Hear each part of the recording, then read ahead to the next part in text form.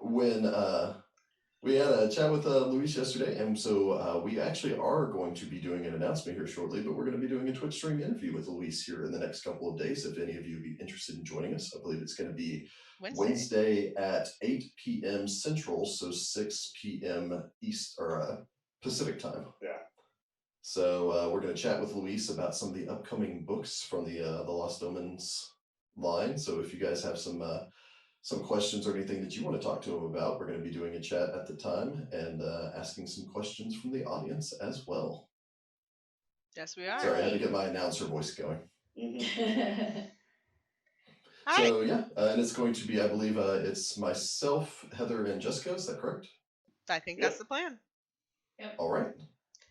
Well, it looks like we have about 6 minutes, so if you have any last-minute, burning questions you'd like to chat with us about before the stream really gets started, now's the time. It's true. On this final day of PaizoCon. Plenty of knowledge to share, food to talk about, Ross is still on the food. Russ didn't get breakfast this morning. No, he didn't. Also, Ross talks about himself in the third person. We have a question with an exclamation point for Jessica. Oh my. Ooh. How could Sagira leave Wati with those criminals? Those criminals. Well, Jessica? She selfishly wanted to know more about what happened to her mom. And so she was like, I'll be fine. Because she's got that bravado thing going on. I mean, yeah. It's fine. We had arts and crafts time. Yeah. We're about to fight now. some undead, which Sagira's going to wreck. Because that's her favorite enemy. Yeah. It's true. That's fair. I love fighting I know how that fight turns out. Actually, all of you guys know how that fight turns out, too. Yeah, we were there. Like we were there. Participated. It's true. A ribbon and everything. I didn't get a ribbon. I'm sure that there are some people that are under the impression that we record an episode and then launch it a day later. Oh no. Oh no. No. That would be so stressful, y'all. Especially over PaizoCon. Oh, yeah. Trying to watch panels with one eye and edit with the other. And the remote recording makes editing even more of a pain for Rick. Yeah, it's a bit. We're persevering. But it's worth it for the smiles that I imagine on the face of our audience. I imagine all of you are smiling. Smiles or the tears when sad things happen. We like the emotional roller coaster. Do we really? Rick does. I enjoy it as a player. Fair. I prefer to laugh. I definitely want to laugh, but there's sad times too, and that's how you know you're having good times, because you have bad times. Oh, what is Ross's favorite part of GMing this group now? Wait, what? What's your favorite part of GMing this group? Yeah, why do you love us, Ross? Sing our praises. Quantify your love. I feel like we've directed this question in our favor. I'm just reading it off the screen. It's from RepCon on Twitch. No, honestly, I think my favorite thing is how into the setting everybody gets. I think that it's really cool how everybody kind of, plays around with the setup that the adventure or module or whatever it is gives them, and that's awesome. I love seeing characters that fit in, that have stakes in the setting and want things to change for the better or for the worse in the case of certain criminal elements. But yeah, hope that answers your question. It answered my question. Yeah. Which is how much you love us. Oh. Love you 3,000. Oh, don't do that. I'm gonna, I'll have to, I guess we'll have a heart point chart at some point for each of you. That feels there you go. I meant at least 8. Rick gained 2 heart points. Anyway, I do appreciate, I'm going to say it's Majuba. That's what I'm going to go with. Stating that they honestly can't hear a difference in the audio quality of the stream. And That is in large part, I think we mentioned this yesterday, but that is in large part because of the wonderful donations of our patrons that we were able to purchase additional equipment so that we could have preamps that actually make our microphones sound good as opposed to plugging them directly into a computer, which always sounds bad. So fortunately, that has made that a lot better for us, and we have been able to use Zencastr, which is professional podcasting software. So again, thanks to our patrons being able to cover the cost of new software updates as well. Yeah, absolutely. If the audio quality is still good, that is thanks to the generous donations of our friends out there in the world beyond. Yep. Another We do it all question. for you guys. I'm sorry, that makes them sound like they're ghosts. They might very well be. The ghosts. Okay, another question, again from RevCon. Probably for Ross. Does Reggie understand everything people are saying around her? Not yet. Or Tales from Darkmoon Vale, if anybody's like, who's Reggie? Reggie. Well, from what we understand, apparently it's a process to become a familiar. So where exactly Reggie is in that process, I know. And the other characters will find out. All right. I honestly can't wait because I want to hear all the dirt from Reggie. Reggie's like, you all will not believe what I've seen. You all thought talking in his sleep was telling you a lot. Oh no. You hear how much he mutters to himself when he's all alone. Oh my gosh. Huh, that's so strange. So it looks like our Discord is having some struggles with hearing the sound on Zoom. Is that everybody having that struggle, or is that a one-person struggle? I need some additional feedback from those of you that are joining the channel. Can you hear Zoom or anyone other Discord? than me? On Discord, you mean? On Discord. I'm waiting to see if anybody else on the Discord. Our buddy Darth Binks is back and says that they can hear us. Yeah. Love his picture of Jar Jar with the lightsaber. It's amazing. That is one of my favorite fan theories, honestly, out there. Yes. Is the idea that Jar Jar Binks was a Sith Lord, like, because it explains so much. And who would ever suspect Jar Jar? Exactly. Right? Exactly. Which is why I think he is, because he was like manipulating everything in the background. Yeah, I'm going to be clearer and louder on the Discord because my volume is coming directly through the Discord and everyone else is being streamed from my screen. So that's kind of a limitation on here. We also are streaming live on our Twitch. You are welcome to go to twitch.tv/findthepathventures. I think there's a link further up also. If you would like to hang out with us on Twitch instead. Oh, there we go. I think we got to get started. Yeah, Thanks, I think it's time for us to me. get this started. And also, I am Jordan, and Jordan is me right now, so keep that in mind. All right.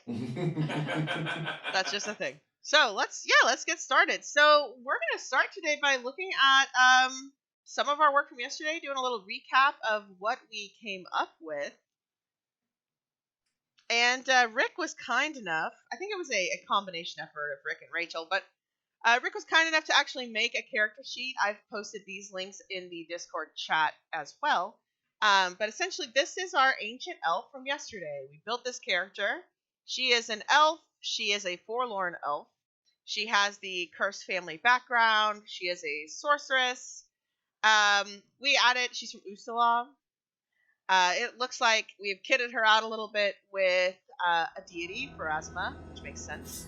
We've also kitted her out with some daggers, which makes sense. Crossbow. Rick, do you want to talk a little bit about these feats that you picked for her? Yeah, so, well, a couple of feats just kind of came along with it. The character's backstory is, in essence, that her family has been cursed, in that there was a whole woman showed up to her.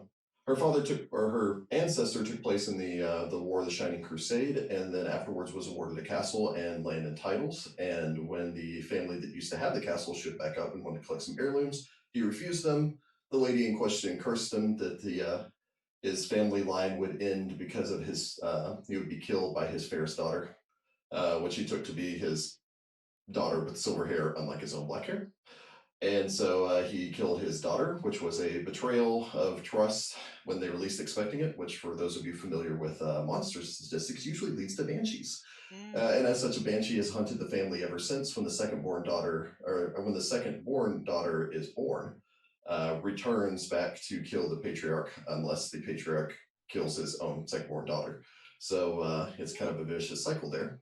Aw. And as such, eventually, um, our character, a lady that I named Netalara, was born. She was actually born as one of a pair of twins. And so her mother had her servants sneak out with the daughter and then presented the son and said, I don't know why there's a ghost out on the moors because you had a son.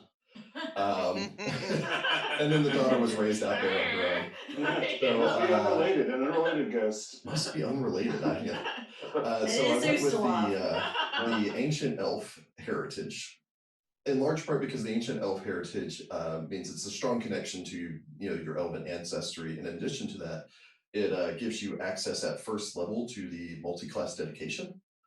And so, since she'd spent her life kind of being undercover and everything, it gave her the multi-class dedication for being a rogue, which means that she's a sorceress, but she's actually walking around in leather armor and gets access to all sorts of rogue talents and everything. So she's a little Very bit nice. more sly, a little bit more low key than the average sorcerer would be, sorceress. And her connection to this banshee is kind of a quantum entanglement, if you want to get Starfinder with it. But there's an innate connection between the two of them, which has led to her having undead sorceress powers and the cursed family background. And so I like to incorporate a lot of that with the cursed family background. It gives you lore curses. And so, in essence, she's wandering Ustalav, having found out that her father was killed by the Banshee, and then her older brother was killed by the Banshee, and then her older sister is killed by the Banshee. Whoever's in basically the leader of the family at that point is inevitably killed by this Banshee. She's now found out that her twin brother, whom she's never even really met, is now the head of the family, but she, of course, has that innate twin connection kind of thing. And so she's trying to find a way to break the curse before her twin brother, who doesn't actually know that she even really exists, is killed. And so she travels across Ustalav researching curses and works as kind of a curse breaker. She shows up in like small Ustalavic town. I'm imagining it as like a cross between one, because I've been playing it a lot recently, like Geralt the Witcher, just kind of showing up places to solve problems, mixed with a little bit of like Vampire Hunter D.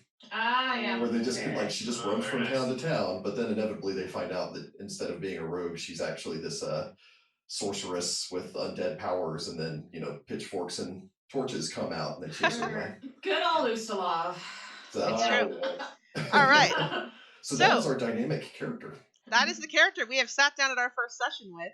The way this panel is going to work is we're going to kind of go through some of our tips and tricks for actually role-playing a character such as this one. This is going to be our touchstone. We'll kind of use her to talk about examples for some of the kind of tenets that we are mentioning here.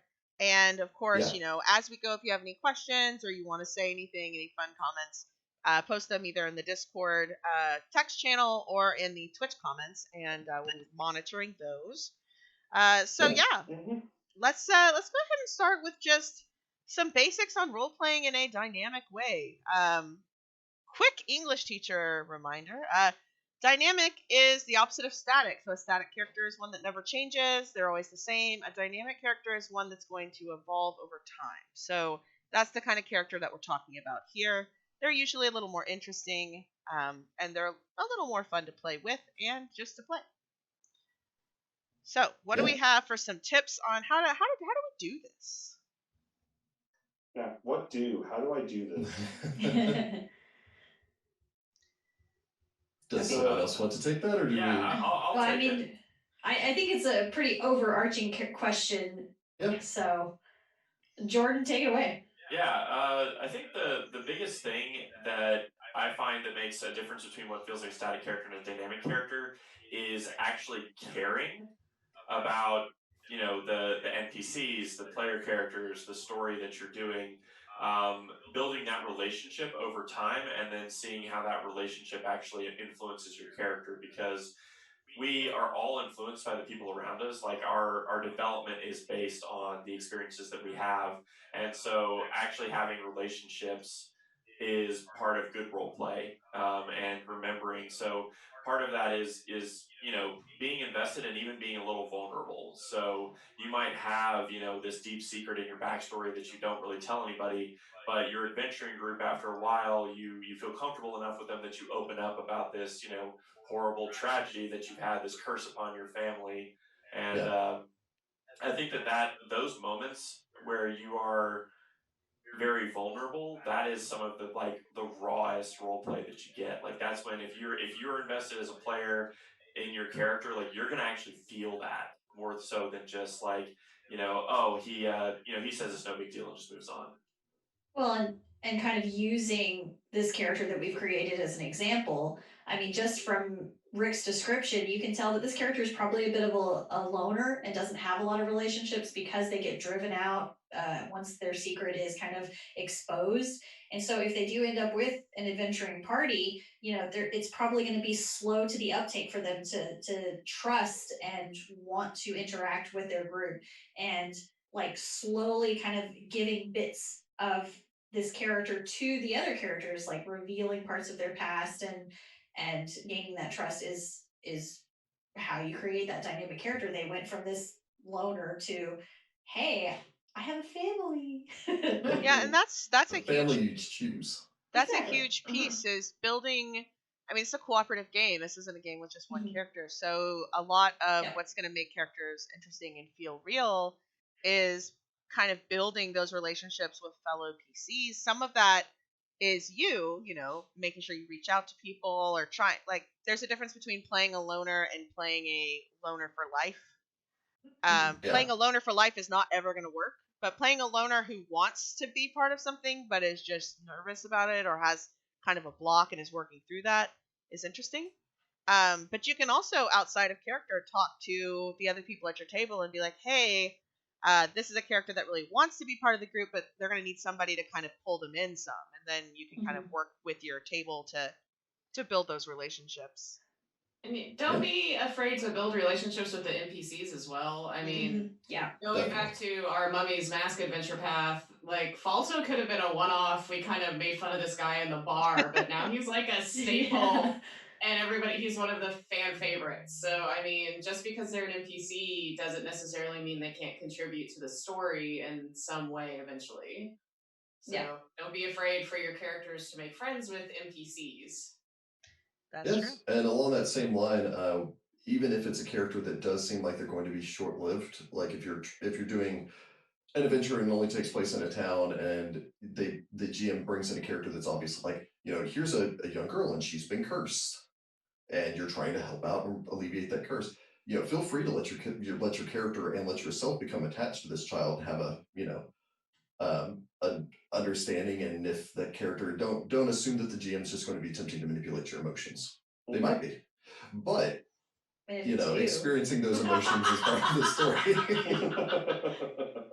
Rick speaks from experience. Yeah, It's true. So, Here's but again, it's one of those, if you do get attached to an NPC and something bad happens to them, that also opens up some good role playing moments Yeah. for your characters Exactly. amongst other and a NPCs. great opportunity to And develop the character. yes, and the PCs, or it's one of those, we failed this one girl and we're never going to let that happen again, kind of be a motivation for the party and and your character. Yeah, I think Oh, being Renfrey.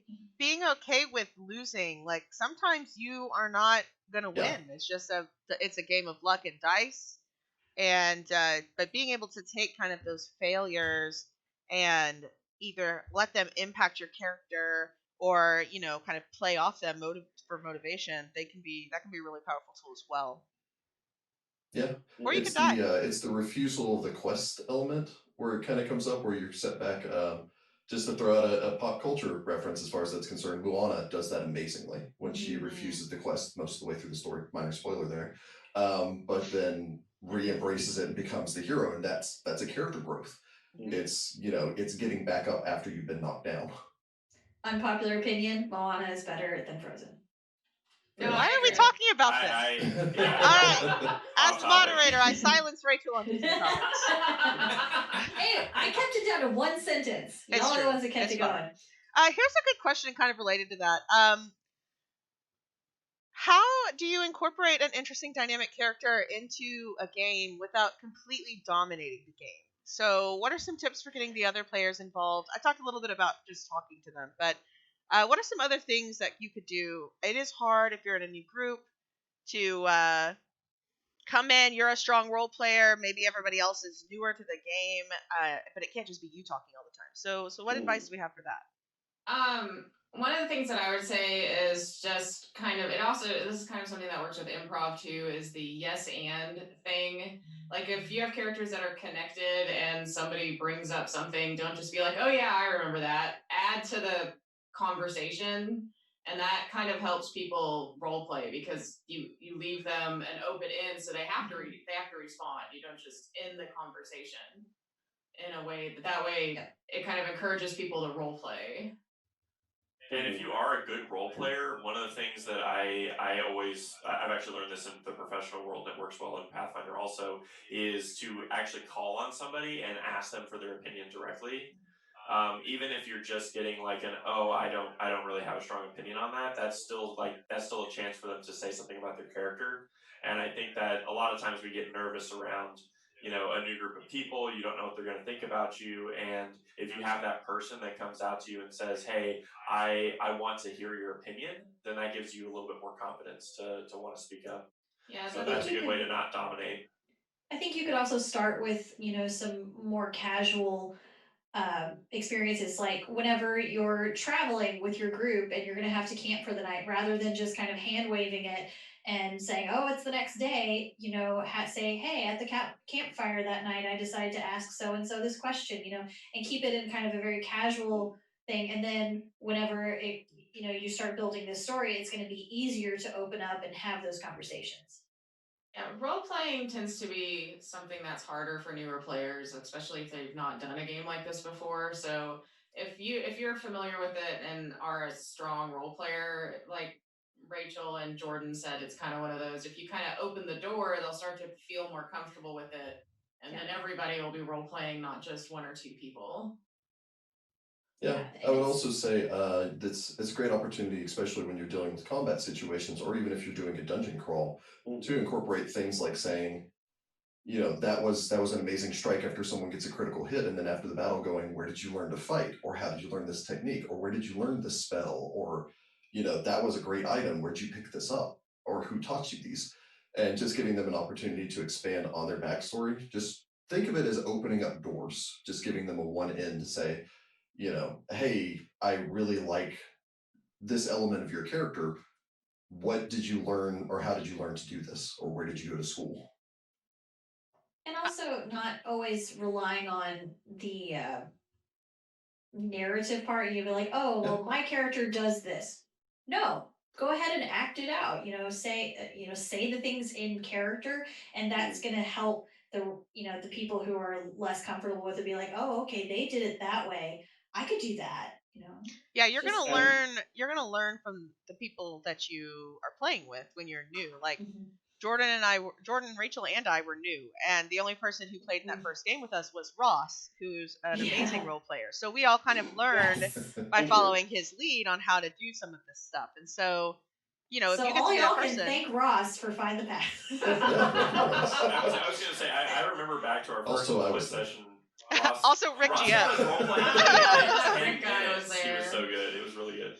All right, so that kind of leads really nicely into this idea of creating a space where you can feel kind of free to do this role play, and a lot of that stems from the idea that your interactions as people, as players, it's hard, but you have to figure out how not to let those kind of impact your gameplay and vice versa, because sometimes your characters are going to be mad at each other, but you don't want to be mad with your friend, and you Yeah. need to be able to have that space. I don't know if anybody else has some advice on how to kind of mitigate those issues.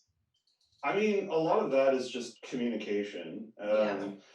I mean, certainly you can have those moments in character, but then either if you're not certain, be like, hey, look, this is the way my character feels. Is this creating a situation you're not comfortable with? Or even just after the session go, you realize like I'm not mad though, right? Like we're cool, right? If you're not certain. Yeah, the after And game lunch is nice, or dinner. Or yeah. Yes. Yeah, the talk after the game and like make sure everybody's still in a good spot for sure is a good thing. So yeah, like having a contentious relationship in character is not an inherently bad thing. It's just that as you go through it, make sure to check in every once in a while and go like, okay, like this is still cool though, right? Like we do realize this is the game part, not like the game part. Yeah. Yeah, but that also doesn't give you license though to just be your character to like, the stereotypical thief that steals from the party. That's a different I'm just playing my character argument. It's never a good argument. This is more like a role-playing thing, like something happens and your characters have two vastly different opinions, so you get into an argument. Just like Ross said, just make sure your friends know, hey, that was just my character, I'm not mad at you, because you don't want these things to bleed over into the real world. Yeah, so like using our character that we've used here as an example, because they're a bit of that loner, maybe they don't, share their plans with the group before they decide to go do something. And so then afterward, the other characters might be like, hey, why didn't you say anything? And she's, that would be kind of a role play moment, but it could definitely cause some tension there. There could be an in character fight. Then afterward, you're gonna be like, dude, it's, we're not really fighting. It's all it's as much as all of us love this game, in the long run, we have to remember it is a game, and absolutely. It shouldn't be causing issues in reality with your friends. Exactly. And I mean, Simple Simon 12 in the Twitch is saying that one of their pet peeves is people saying I'm chaotic neutral as an excuse for working against the interest of the party. And I think this is a cooperative role-playing game. Yes. Yeah, I will make a statement here. It is a controversial statement. I've already made it elsewhere before. Chaotic neutral is a bit of the lazy alignment, because a lot of times people will, just saying, a lot of people will play chaotic neutral because they don't want to worry about the alignment system. And it's, I can do whatever I want and treat this like a video game instead of having to think about it.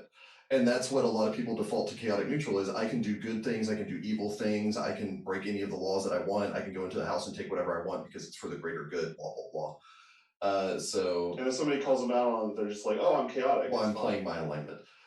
So that, I think that is a large part of the, don't be the person that causes issues at the table, but at the same time understand that it is a game. And so if someone is playing a character and then says, especially if they're trying to play a dynamic character that starts out as I'm a self-serving, chaotic neutral, don't really care about any one type of character, and then now I'm trying to develop this, I'm actually starting to care about this group and have this friendship and this relationship with a group. I call this the Han Solo effect. The Han Solo, yes. exactly. Yes. It's when your Lancer just decides to become the hero. Let's talk a little bit about playing alignment. I think that a lot of people, there's a lot of feelings about alignment one way or the other. Classic. But I think that there's a difference between feeling like alignment is a thing you have to do versus a thing that describes what you wanted to do in the first place. Alignment, I always try to use it as kind of a guideline. It's one of those, if I am playing a lawful good character, my character obeys the laws and tries to be a good person. And do I have to do that every single time something comes up? No. Most GMs give you a little bit of a leeway, with that kind of thing. But if you have to choose between law and good. Yeah, and it's one of those, if you come up to a situation and you don't really know how your character would react, sometimes it's one of those, okay, I'm lawful good. What does that apply to this situation? Yeah. And use it more as a guideline instead of, a rigid stick that you have to stick to, Well, and I think it's also really important if you're thinking of your dynamic character, remember this character should change, don't be afraid to let your alignment slide. I love that. Several of our games. Well, I mean, like in Mummy's Mask, we've had a character change alignment. So that's also, and that's something that your game master will probably talk to you about, but also be open to that. Yeah. Ross, what were you going to say? Oh, I was basically going to say the same thing. Yeah, if you come to a point and you think, no, my paladin would not accept this and would like storm out of the courtroom and take justice into his own hands or something, like that's fine. You may not be playing to your character's stated alignment, but if it's something you honestly think is a move your character is looking to do, that's what they do. Yeah. And also on the subject of paladins, the atonement spell exists for a reason. Yeah. Yep. Oh yeah, You that's know, No true. one's Yeah, there perfect. Paladins Yeah. included. That's true. Rick, There's also thinking about alignment and planning, a change. If like I've sat down with Ross before in previous games and said, hey, I think I'm going to go evil by the end of this campaign or whatever. It didn't happen, but it didn't happen. It happened with me, which I wasn't planning. It did happen with you. It didn't happen because you have to be open to kind of interacting with the story as it unfolds around you, and it just so Yes. happened that that character met another character who introduced her to this certain way of thought, and like ended up not kind of saving her, I guess, from the evil alignment. So I think thinking about plot and arcs and planning, don't let your plan get in the way of something that's more interesting than you've thought of. Yeah. Yeah. Jessica raises an exceptionally valid point where it's, one, no plan survives contact with the story. You can plan out an entire character arc, but the moment that you start playing the story, especially because when you're making your character and you're conceptualizing this arc that you might want for a character where you're like, I'm going to play an evil character and seek redemption. Well, if there's no one in the party that you ever interact with that actually pushes you towards redemption, it won't make sense. Yeah, and you can't force that kind of thing. So it kind of falls to the, what was it, Eisenhower, I think it was, that plans are worthless, planning is invaluable. I think that's a rough quote, but maybe I honestly don't recall. I don't know my Eisenhower quotes. Yeah, I don't know Eisenhower that well. I like Ike. All right. Thanks, Rick. Good history, Rick. Just because we have time right now, we had a fun question for Rachel specifically. What does this character sound like? What's her character voice, Rachel? I don't know why it's directed directly at Rachel, but it is. What for the Our elf? The one we Yeah. built. Our elf? Yeah. Shoot, I don't know. I'm not gonna lie. I tend to default to kind of the more high speech for my elves, just because they are a bit hoity-toity. There we go. You like her high elf thing. Hoity-toity. They're a bit hoity-toity in my brain, but that's because I grew up, on Lord of the Rings, Tolkien-esque sort of elves, and so I always kind of associate them with that. So that's probably what I would do, is a very high-spoken but serious. Yeah, exactly. So let's, we already started talking about alignment. Let's move into some more mechanical things as you start role-playing this character, and that character starts gaining experience and leveling up. What are some things that can help you enhance your roleplay that may be more mechanical in nature? Well, I mean, there's obviously an option. For instance, with this character, when I was selecting spells, she gets some necromancy spells just from being a undead bloodline sorcerer. And focusing on the necromantic spells, especially if you're a spontaneous spellcaster, is an interesting direction to go, even if it's not mechanically the best direction, because it expands on your character's backstory. So even if just saying it's like, oh, well, she has these necromancy spells and she kind of becomes a one-trick pony if you're like a white necromancer where you're using your necromancy to fight undead. At the same time, that is a trick that expands it. So, if you're looking at a different sorcerer, maybe just say, my sorcerer has elemental bloodline. So yeah, I focus exclusively on fire and I don't take any cold spells. And that might be a detriment if I run into a red dragon. But then I have to figure out an interesting way to use my other spells to help the party because I do fire. So I think spell selection is a lot of that. And a lot of what can come from spell selection is also letting the story dictate your choices there. Mm-hmm. So for instance, if you're continually running into, I can't get to X thing, I can't get up to this place, or I can't, we keep having to deal with crossing rivers and I can't swim, or climbing cliffs and I can't climb, then choosing fly because of that, more so than it's just the best tactical choice, works well for a character.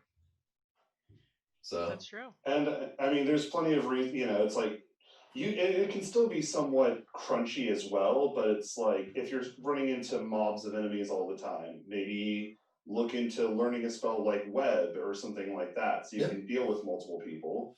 Maybe your character originally wasn't going to pick that one up, but if you're like, yeah, we fight goblin hordes all the time, think about maybe some battlefield control. It's Yeah, true. your spells should help to expand the character that you're making. Hmm. It also Ditto doesn't have on to be your limited feats. to like offense defense. It can also be outside of combat as Hmm. well. I had a character who got not hut. What was it? The I could summon a Tiny hut. cottage. Tiny Well, it hut? wasn't a hut. No, It it's was not like a step hut. up. Yeah. They just Yeah. bring It's a up step some up mangy from kind of that. thing. Yeah. Hmm. Yeah, but it was because we were always kind of out in the wilderness, and it was like, okay, well, it'd be nice if we could have a safe place, Yeah. and that was my character. She was very like that, and so like taking Natalara, she's probably used to kind of roughing it and whatnot. So it'd be kind of cool if eventually she's like, oh, I've got money, I'm gonna buy the nice room today. Yeah. That's true. Yeah. I like Uh, Well, it's a kind of a fun idea there where it's she's a forlorn elf and has been wandering for so long, so the idea that she brings her home with her Mm. is kind of a fun character Oh, development yeah, side of it. that's cool. RevCon says secure shelter. I think Maybe secure yes, shelter. Actually, yes, yeah, I that is think it. it's the Yeah. That is it. Yeah, comes because with it's invisible servants and everything, so you can be super Oh, lazy. It's man. great. yeah, it's And it's you a nice can- spell. And you can do this I kind know of it. thing with your gear as well. Like if in your backstory, your sword was your mother's who's dead now sword, just because you find a better magical one later on, maybe just don't ditch the sword that was your mother's. Maybe keep it and save up some money to enhance it so you can use it again later on. But it's not, sometimes I feel like, we play these games like video games or like Diablo. Oh, I found a better pair of pants. Time to chunk the old ones. But by the same But token, sometimes maybe you've specialized in a weapon, and then maybe you're very religious, and you find the holy weapon of your deity, and it's not the same type. Maybe it's worth retraining to use that weapon. Yep. Yeah, Hmm. that's definitely a good guideline, and also letting elements of your gear speak to your character. So, for instance, if you're playing a Varetian character, maybe do a bit of a dive, and because the Varetians wear scarves, and scarves oftentimes tell the story of their family's history. Mhm. So, actually bringing that in, having your character have said scarf, even if they don't wear it. Or things along the lines of dwarves have clan daggers now. It's an amazing piece of equipment, not just because of its mechanical benefit, but also because of its story development. Yeah. And playing off that Varetian scarf thing that Rick just said, that could also be a reason why your fighter is trained in craft in second edition. It's one of those because It's you true. add to your scarf. It's Yeah. one of those, this is why I have this skill. You can use equipment to kind of justify those kind of choices as well. Absolutely. It's Or a I great mean, you point. can even use that. Maybe your character just has picked up sewing in the meantime because they recover their family's scarf, and they're like, "Wow, I want to add to this. Does anybody know how to knit? I need Yeah. to learn how to do this." That's true. Yeah. You have to go find an old woman in a town, and she has to teach you how to knit. It's a whole fun side thing. It's a whole fun It's a whole downtime montage. activity. Yes. Yeah, exactly. And Jordan, then it's the do you have anything constant to add? quest for more yarn. That's a different kind of story. I've become a sheep rancher, so I can raise sheep and use the wool. And That's your retirement plan after Yeah. the I've done a lot of planning for retirement. I'll be like, excellent, a Bahir egg. I will raise it when I retire. And I put it in my bag and wander off. Jordan, do you have anything to add? No, not anything that's ever been said as far as that. So I do think you can also, in your leveling up, what you choose for your feats is also another way of defining your character, and it is reaction. At least for me, because I don't plan all the way up to 20th level for my characters, a reaction to what you're seeing. So if I fight a lot of things that have spell resistance, I'm going to focus on spell penetration. If I see a lot of invisible things, I'd be looking at blind fight. There's a lot of different kind of themes that show up, especially in adventure paths, that I find I'm taking feats to try to deal with, and that there's a story reason for why I'm trying to focus on learning how to fight with my eyes closed. Mhm. Yeah. That's true. No, that's a great point as far as bringing in extra, or updating your feats as you progress, having that tell part of your story, so that someone who looks at your character sheet can actually see what your progression was and go, wow, this guy obviously got blinded a whole lot if he has blind fight. Yeah. Because we find a lot of drow out all there. the time, Yep. That's true. I mean, and with second edition, there are all sorts of archetypes and things that are going to be specific to adventure paths if you're playing adventure paths. And so Yeah. being able to be flexible and keep an open eye for some of that stuff, because it may be the only place you can do it, and that sort of thing.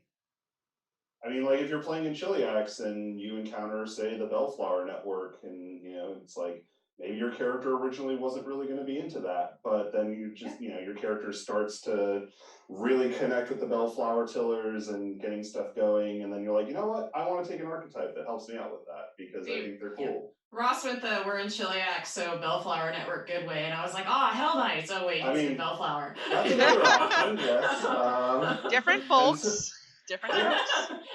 Yep. And but be open to maybe like I tend to plan out a lot of feats and selections for my character ahead of time, just because it's things I kind of want to do. I do as well. I tend to plan out those kind of things, but second editions have to make me be a lot more flexible when it comes to that stuff. I can already see that coming. Well, and sometimes like I will make changes based off of stuff that comes up in the game, because I mean, if you strike while the iron's hot, if something comes up and it's like, hey, this sounds really cool, go with it. And absolutely. I think that's really what being a dynamic character really boils down to, is being willing to change your plans and roll with it to make you fit in the story. Yeah, because Netelara starts out already with the rogue multi-class dedication.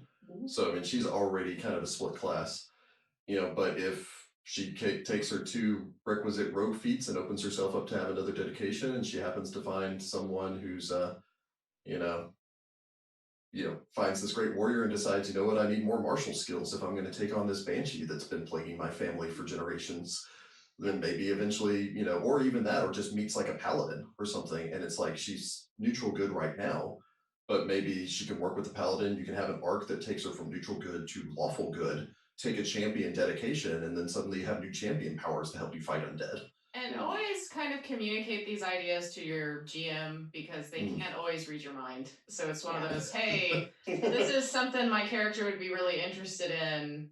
I mean, maybe Rick can't, but I can read your mind. Oh, I haven't mastered that skill yet. Also, again, this would be for that. Sorry. Do make sure that you talk to your fellow players, because they may also be thinking similar things. And I mean, you can technically have just a party of champions if you wanted to, but I don't know if your group would find that super interesting. Yeah. Yeah, and on the list of, as far as having equipment and feat choices and all the rest, everything in this department is not actually something I think we initially planned on talking about. On the GM side of things, if you are a game master and you want to help your players be dynamic characters, maybe think about just dropping a line and saying, for instance, we're going to be doing this module, and you already know that there's an awesome number of feats for rangers in this module. Just go, hey, by the way, if anyone's playing a ranger, it might be fun. Or, like, the adventure paths tend to have really cool, powerful artifacts, and it's one of those, if one of your characters decides to play a fighter and the big, powerful weapon in that game is a bastard sword, maybe tell them, hey, maybe your character should use a bastard sword. Yeah, you don't need to explain why, but possibly just saying, hey, if one of you wants to play a Damphir, it's going to be a really interesting character arc. Or if one of you wants to play, a character that focuses entirely on archery, it's going to pay off for you. Sometimes I think some GMs, as a general statement, sometimes we play it too close to the vest because we want to get that big surprise with players. But when it comes to mechanics, let them have fun. You don't have to tell them that they're not going to get this awesome sword until they, wrestle a Tatzelworm to the ground with their bare hands. A tired Tatzelworm at that. Yes. Oh, jeez. But I think there is one thing that after talking about all of this dynamic stuff that I do want to mention, is sometimes a character just doesn't fit the story anymore, no matter what you've tried. You've tried talking to the game master, you've tried talking to the fellow players, and you're just not feeling that character anymore. Don't mesh. Do not suicide your character. That usually has bad consequences for the other players, and it's going to be really obvious what you're doing when you start. Do you want to clarify that? Don't make reckless, stupid decisions to try to get your character killed, rather than just make a new one. Just so you can make a new one. just talk to the GM. I mean, we've had examples of that in Mummy's Mask. We have examples of that in other games. Most GMs are going to be like, okay, if you don't want to play this character anymore, we'll find a way to role play them out of the story, and then you can bring in someone new. And that can actually be part of the character's arc. Yes. Yeah. It's true. Well, and I think I think the same thing can be said for character death. I mean, I'm generally a fan of bringing my characters back, but with a character like our elf here, maybe if she dies in battle, she's fine with that because isn't the curse only until the second daughter is killed? Yeah, so Yeah. maybe so she. it solves her. And also, she's a follower of Pharasma, and there's always the thing with being a follower of Pharasma, where it's like, if I die, was it really like I meant to have died here? Yeah. Also, I got to my reward, so But- that was kind of what I was shooting for. But and there is a difference between suiciding your character and making the noble sacrifice so the rest of the party Yes. can get away. Yes. So Yeah. I'm not saying don't ever sacrifice your character. I'm saying if you're tired of your character, don't make dumb decisions that could accidentally get someone else killed. Well, and it's Let also the kind of monsters take them, not me. disrespectful. It's almost disrespectful to this character that you created because you do put a bit of yourself in this character, and it's like have the knowledge that you should have bowed out. Like don't sell yourself short. Yeah. Well, and it's one of those things that that's not something that your character would necessarily do, right? Yeah. Like your character might be playing a reckless character, but they don't plan on dying, right? I don't think anybody plans for dying who's an adventurer.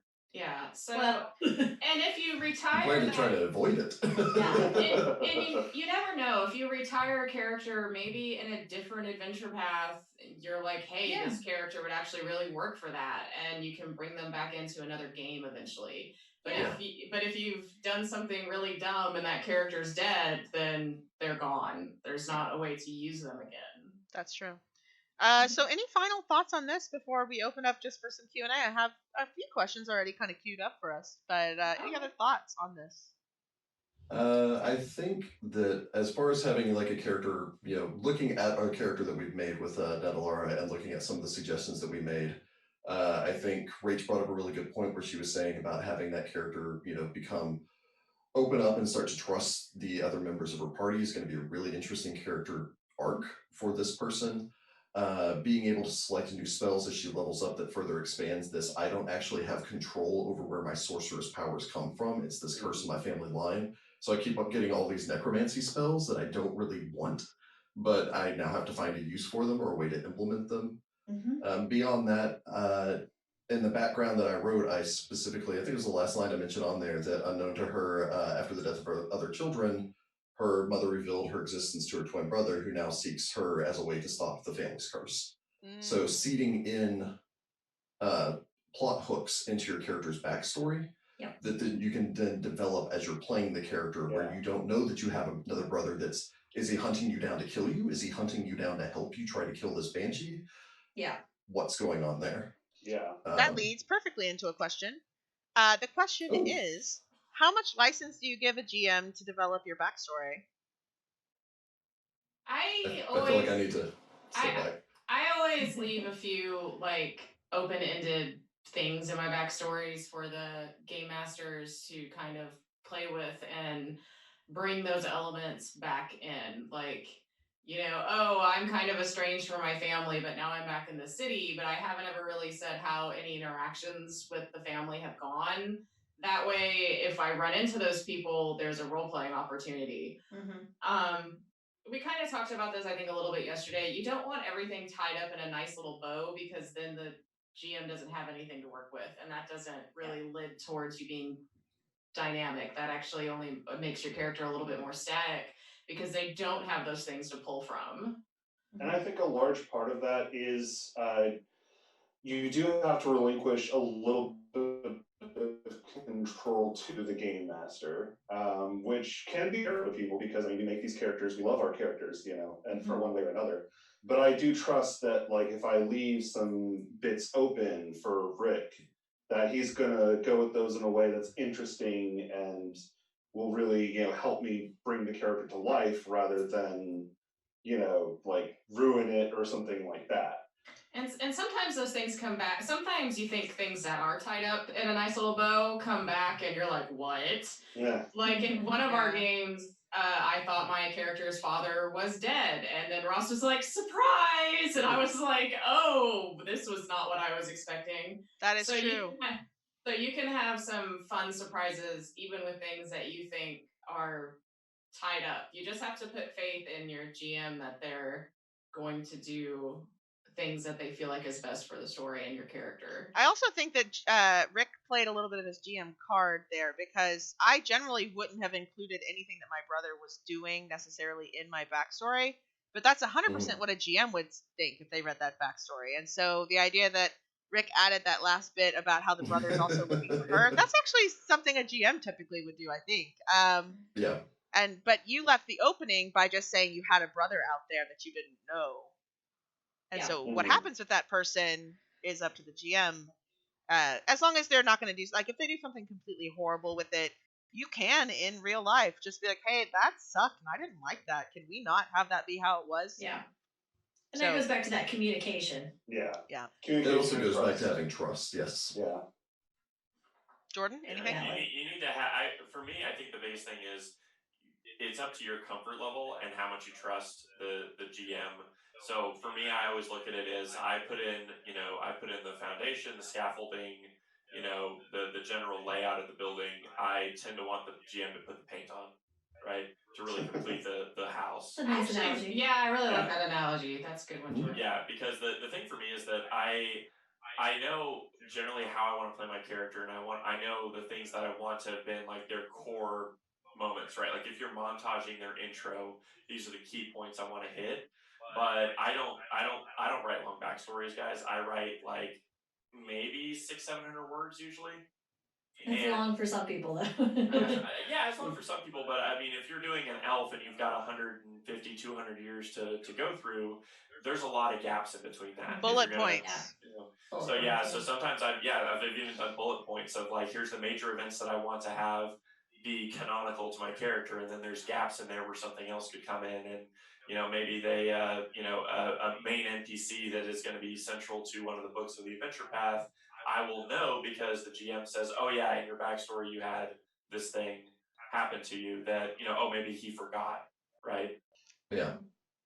And that's another one of those things where you kind of have to do the yes and thing that we were talking about earlier, Yeah. because Like, you have to play off that kind of relationship. like to go with the example character we've made. If she finds out like her brother is now a scout for this military branch and has gotten his I don't know, his squad to help him come after her. It's like, and that ends up being like a antagonist in the adventure path. Then it's like, that's going to be interesting. But Yeah. It's true. Yeah. So what's just to completely switch gears here? What's something to look for in a new player wanting to join a campaign? That feels a little bit more like a GM question.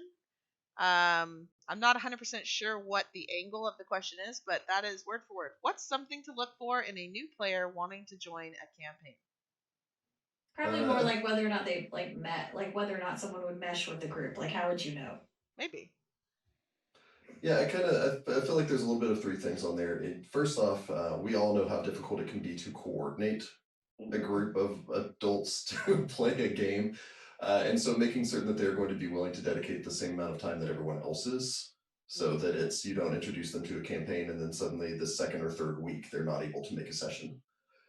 So that's going to be a starter there. The next thing is you can kind of tell from a person's personality how interested that they are in developing a character or making a character really mesh with the story. So if you have someone and you feel like they're going to be antagonistic, maybe be a little bit more leery. But if it's somebody that's been friends with you and some of your other friends that are already part of the group for years, then they'd probably be a good fit. Lastly, for the third point, I would say that don't feel free to introduce them, but don't drop them into the middle of the adventure path. Yeah. I have done that before. It didn't turn out great. Instead, Yeah. maybe run a couple society scenarios, try to get a feel for whether or not that they're going to actually mix with the group. And if they don't, then just let them know that, unfortunately, I don't think that you're the best fit for this group. Maybe look for another group. Hmm. Uh, those would be the directions that I'd go. Yeah, I'll also point out the society thing is key because I actually find I learn a lot from how people make their first character. So if it's somebody who's brand new to the game and they've just made their first character, if they make a character who is, chaotic evil and seems to be all about exploiting, everybody around them, I don't know. That's probably going to be something that rubs me the wrong way as a player. And so, seeing somebody like that I'm like, ooh, okay, just that's the first thing you wanted to visualize in your make anything you want in the world kind of character. There's like a part of me that I kind of analyze that. Yeah, you might need to Whereas be in a group with more chaotic evil people. That's yeah, where like that's yeah, where you you should might go. do well with I'm sure that'll the go people wanting well. to burn the town down. But if their first thing they want to make is like they want to do the lawful good paladin and they want to help the party and Be all a of team that player. stuff, Yeah. be a team and like honestly be a team player. Come on in. And Water's it great. also gives you a chance to see how this person is going to mesh with your established players Yeah. as well, without having them be dropped into the middle of an AP, which also might be difficult for a first-time player because you're not starting at level 1. If you're bringing them in the middle of the story, it's Oh, like, here's yeah. this Mhm. level Ooh, character, yeah. have fun figuring that out. Yeah, Yeah. don't do that to And- people for sure. I think another piece of it is playing a few shorter things with them is going to give you a chance to see how serious they take the game. And every Yeah. group takes the game seriously to a different extent. It's either it's all fun and games or it's super serious or it's somewhere in the middle. And being able to figure out kind of where they are on that scale versus where your group is on that scale. Because Mhm. ultimately, that is the one thing that can completely ruin someone's day. If you take your character very seriously and the story very seriously, but someone else at the table doesn't care and does nothing but make jokes, and if they die, they die, and if you die, it's funny, like, that's going to ruin your kind of experience with this. So doing some shorter stuff is going to let you see how they treat the game and see if they treat it the same way you want to treat it. So If Yeah, I may because they add just one, may need a different group. yeah, yeah. No. If I Everybody may add has one a- other go thing ahead. to it. Oh, sorry, babe. Go ahead. All right. Do give people a chance though. If Oh, they're yeah, just always starting, give they're somebody new a to it, chance. and Yeah. it's like you can see that potential there, but they just need more time, more experience. Growing the number of people that are playing the game is always important. It is I mean, always good to bring new people into the fold. everybody And has to start somewhere. Yeah. I'm sure, all of us, started somewhere, and I'm sure that I was atrocious back in high school when I first started to learn, and not everybody. If you and your group are like Shakespeare troupe Weird. level, and someone comes in at like Hallmark Channel, you can give them the time to get up to Shakespeare troupe level. yeah, for sure, Oh. for sure. Yeah. Take that, Let's Hallmark see. Channel. Jeez. I'm coming for you. Volandis on the Twitch Some says Hallmark Channel's good. says that they'd be asking what makes you want to play that. Maybe they think they want to play Chaotic Evil, but actually you can help them develop the idea in a way that works for them and for the existing group. Yeah. That's a very good point. Exactly. Yeah, that's a great tip. Or maybe they want to go somewhere from evil. Maybe they're trying to do a redemption arc, but you got to ask. Communication. Communication. Yes. Communication is a big part of this game, and sometimes I think Rule number 1. Yeah, sometimes that falls by the wayside because of heated debates and emotions and everything like that. That's But true. communication is key. Yeah, and Yeah. honestly, most of us are not amazing communicators by default. Like humans we spend our entire lives trying to figure out how to talk to each other effectively. I still haven't figured it out. Oh, me Yeah, either. exactly. I mean, how many times do we stumble over even basic words? I was the worsted wombat. I'm gonna spin that question the other way. So if you're a new player and you want to join a group, what are some things you should look for as a player looking for a group? One of the things I would say is always be sure that you're comfortable with the people you're playing with. Like, if you go to your local game store or get online and find like a Pathfinder Society group and go and sit down and another person at the table is making you uncomfortable for some reason, you don't feel obligated to stay just because you want to play. You need to find a group of people that you feel comfortable with, and maybe it's just how they play their character, or maybe it's just a reason, but you don't necessarily have to air that, but maybe just be like, hey, maybe this group isn't for me. You need to find people that you're comfortable with and play the game in the way that you want to play it, like Jess was saying earlier. I'm going to go ahead and plug our Discord server here because we have some fine, excellent people Yes, we do. running games and playing in games, yours truly included. And we're pretty cool, so you could come over and try some games with us. Yeah. If I can throw out here, and this I think is adjacent to that back, but on the subject of Heather saying, be comfortable. I think that this should be mentioned for guys generally, but women as well. Gaming table probably isn't the best place to flirt with people. Yeah, that's super awkward. Yeah. Don't, like, if you want to talk to them afterwards and hang out with them, but I have been in many a situation where especially a woman will join a table at a Pathfinder Society game, and then suddenly people are making these comments. It's like, oh, well, I'm in character, like flirting with your sexy elf. And it's like, oh, well, that's not a good thing. It's generally a good idea with people you don't know well to not do the flirting. I want to go pick up a wench at the tavern. Like, that can make a lot of people uncomfortable. And if you don't know them, maybe don't role play that. Good rule of thumb is if you wouldn't say it in front of your boss and or grandmother, probably don't say it the first time you meet somebody. Just throw that out there. Fair. Yeah. And I mean, basically that old D&D thing where it's like there's any girls at the bar there, and stuff like that. Don't go with that. That's not. Yeah. We've got a lot of characters who are like doing a lot of romancy stuff on our podcast and our actual plays, but we've known each other for a long time, and if any of us had any issues with it, we would be talking about it. And we know that that's all in character. That isn't like I think I've romanced half this group. It's true. Rachel and I are lovingly married as a human and a halfling. Yes, we are. I think the proper terminology is I think my characters have romance.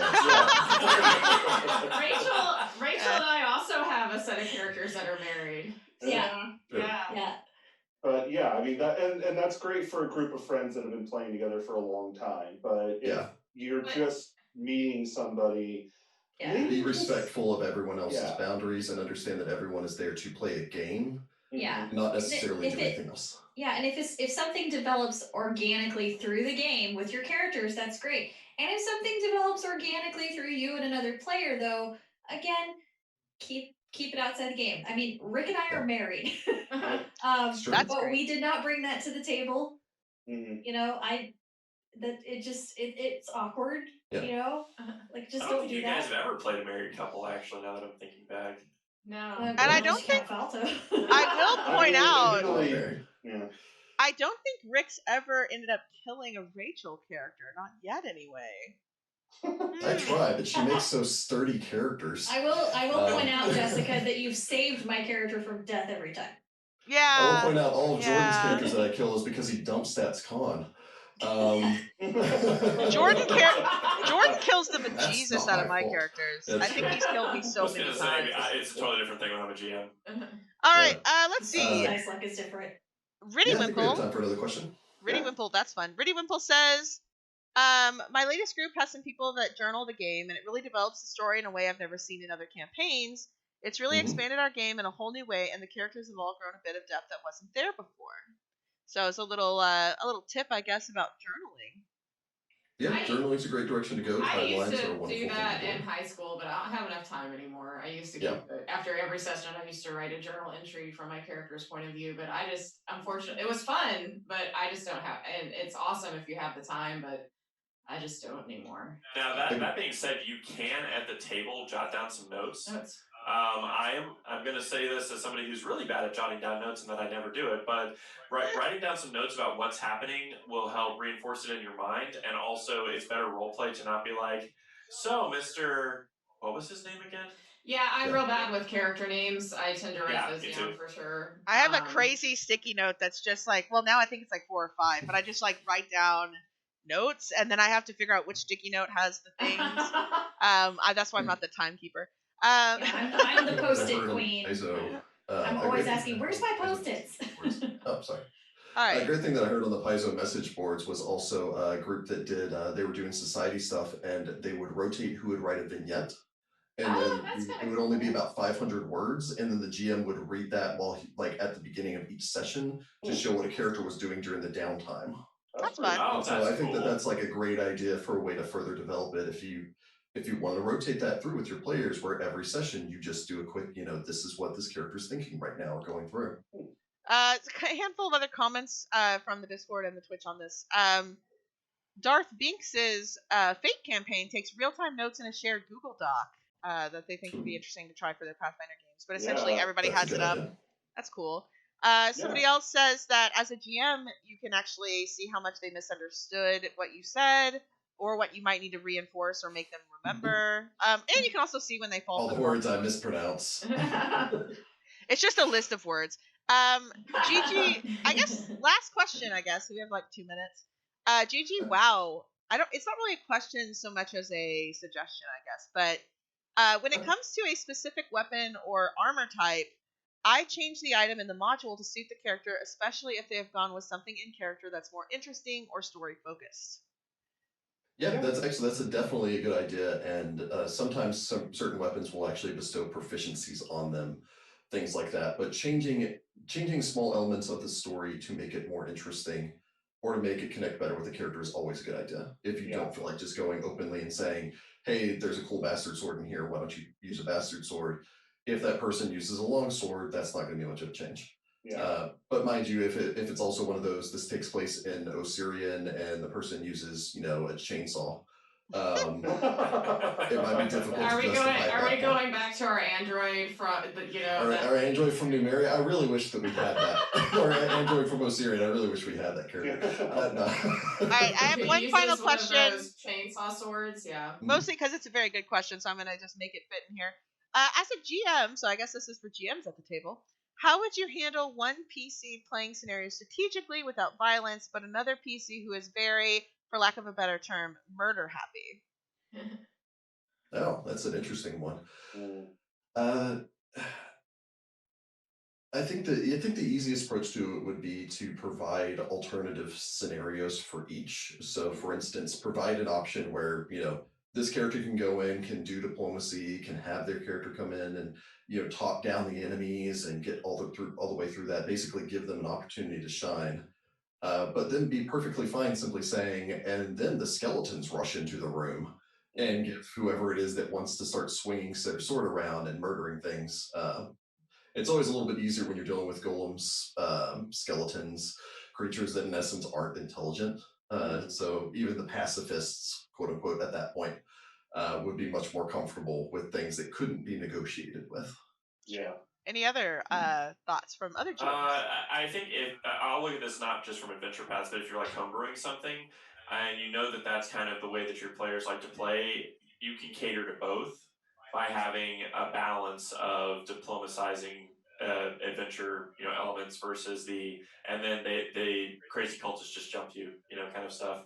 So think about that if you're writing a scenario or you're trying to weave together a story from a couple of different modules or something like that. That some of the best part about this game is that it is cooperative and it brings together so many different types of people that you don't necessarily want to exclude somebody just because they may want to play the game slightly differently. Not in a completely different way, but in maybe a slightly different way, because we've had times where it's the villain's in the middle of monologuing and we're just like, nope, we're done with you, like we're going straight to murder. And Jess, Rachel. that's I'm also the a trash role. talker. Thank you very much. Sometimes I get shoot fed first. up. If you've been a monster the whole time, I'm tired of listening to you. Please die. Yeah, but it's one of those things where like it's also a good time for the players to occasionally use that as a development to switch roles, so that the diplomatic character may finally be fed up with this and just say, you know what, no talking, straight violence. Whereas the murder happy person could have that moment where they're like, but it's a cute little bunny rabbit. I don't want to kill it even though, wait, what is that coming out of it, Is that a tentacle? Hey, bunnies are terrifying. Just gonna put that out there. Especially when they have holy hand grenades. Yeah. They freaking growl. It's scary. Ross, did you have anything to add? No, I think Rick and Jordan pretty much covered what I was going to say. So Awesome. I will add something. My only addition is if this is a situation where the murder hobo player won't let the strategic I want to negotiate player negotiate, like every time they try, the murder hobo stabs someone with a dagger or whatever, then that sounds like an in real life conversation that you got to have with that table. To be like, look, everybody needs to have fun here. We have to figure out how to resolve this, and just have kind of an open dialogue with them, because that can get really old really fast. Yeah, when people stop having fun, that's when there needs to be real life conversations about, okay, why is there conflict here? What is going on? How can we resolve this? Absolutely. It's one of those, everybody, as we've said before, it's a cooperative game. You can't always have it your way. It's true. Yeah. Yep. All right, well, that brings us to our time. If you have any other questions, you can always join us, our Discord, and ping us or send us an email, or I guess you can. And Reddit. Yeah, there's tons of places to contact us. Yes, Twitter. I have a final suggestion for something everyone could reference for an amazing source to look at great dynamic character development. Sure. And it's available on Netflix now. If you've never watched Avatar: The Last Airbender, Oh yeah. Oh yes, watch that show. characters of anything I've ever seen. There are some, great. Well, not even just that, but every character. I know has every character is amazing great, but arcs. I like it. But Zuko is a great example. So yeah, definitely use that as a good example of how to develop a character and show a dynamic character growth. That is true. All right, well, Dynamic. that's going to be it for us on this panel. I hope everybody has a great rest of their PaizoCon, and good luck out there.